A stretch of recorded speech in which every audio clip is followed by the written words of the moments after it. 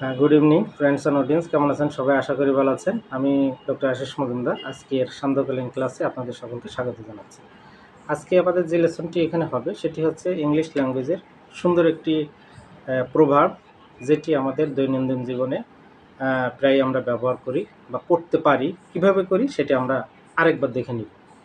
তো সেটি হচ্ছে ইংলিশ ল্যাঙ্গুয়েজের একটি প্রভাব বা প্রবাদ। সেই প্রভাবটি হলো নট মাই কাপ অফ টি। কি বললাম? Not my cup of T. Not my cup of tea. Not my cup of tea. এটার অর্থ কি? নট মাই কাপ অফ টি, এটার অর্থ হলো এটা আমার পছন্দ নয়, অর্থাৎ এটা আমার রুচির সাথে যায় না। তো এটাকে এক কথায় বলবো যে আসলে এটা আমার ভালোই লাগে না। ফর এক্সাম্পল, যদি আমরা উদাহরণ দিয়ে বলি, বাংলা সিনেমা আমার ভালো লাগে না। Bangla cinema is not my cup of tea. ব্যাস, হয়ে গেল। তাহলে এই লেসনটি আমরা কোথায় কোনভাবে ব্যবহার করতে পারি আপনারা বুঝে ফেলেছেন।